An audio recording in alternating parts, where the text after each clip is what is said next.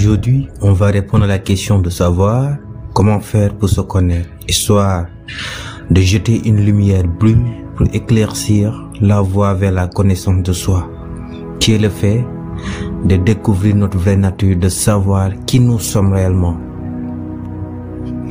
Pour répondre à la question de savoir qui vous êtes, une grande majorité des gens tenteront de donner des réponses du genre « je m'appelle un tel », « je fais tel métier » entre autres. Ils énuméreront les caractéristiques qui constituent leur position, leur identité sociale, ce qui n'a rien à voir avec qui ils sont réellement. En tant que des humains, nous sommes des êtres divins qui expérimentent une vie humaine. Nous sommes caractérisés par deux dimensions, celle physique, à savoir la réalité dans laquelle nous vivons, qui n'est que le reflet de celle divine, spirituelle, qui est caractérisée par nos pensées, émotions, sentiments et croyances. Rien ne peut exister dans ce monde matériel dans lequel nous vivons sans qu'il soit d'abord été créé dans l'esprit, le monde immatériel, divin. Par conséquent, nul ne peut se connaître tant qu'il n'a pas mis en lumière son monde spirituel, son inconscient.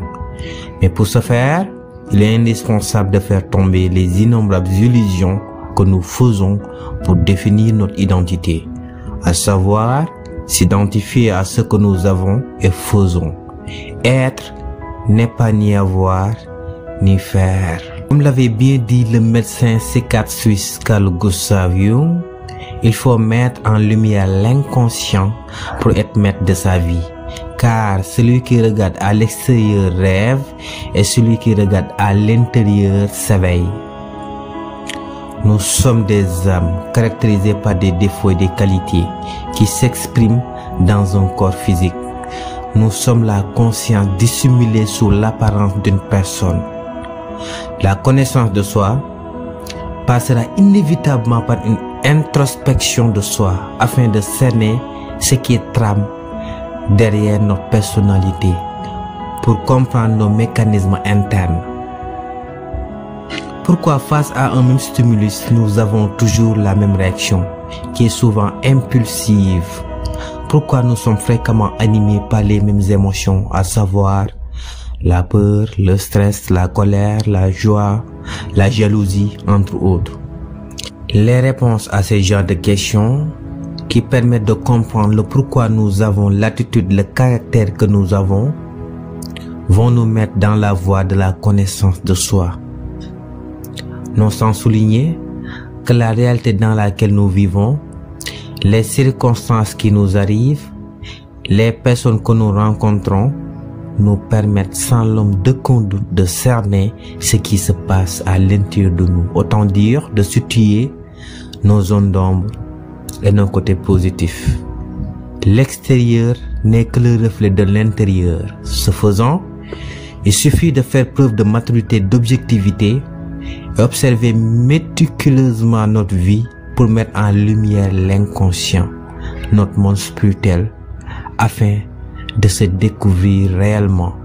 Dans cette mouvance, les relations sociales pourront beaucoup nous aider, à savoir notre manière de s'entretenir avec les autres. Nous reprochons aux autres ce que nous faisons en nous-mêmes et aux autres et que nous refusons de voir, disait Jung.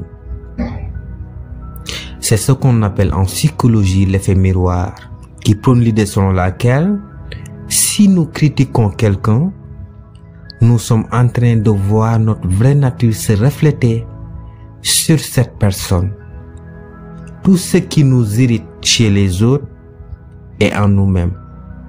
En fait, ce comportement insupportable des autres ne fait que remuer notre plaie émotionnelle qui reste enfouie souvent en nous depuis l'enfance. Par exemple, quand nous avons vécu des traumas pendant l'enfance ou des plaies émotionnelles que nous avons contractées avec nos expériences de vie, nous aurons tendance à attirer les mêmes types d'événements jusqu'à ce que nous arrivons à nous guérir de ces plaies. La vie est comme une série d'examens. À chaque fois que nous ratons un examen, c'est-à-dire de ne pas réussir à apprendre la leçon que nous enseigne une expérience de vie, on va refaire l'examen autant de fois qu'il faudra jusqu'à arriver à le réussir.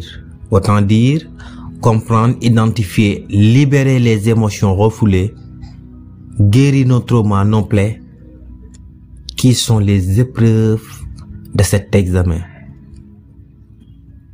Donc on peut dire que la connaissance de soi passera inévitablement par la compréhension de soi, de ce qui se passe à l'intérieur de nous, de mettre en lumière nos zones d'ombre.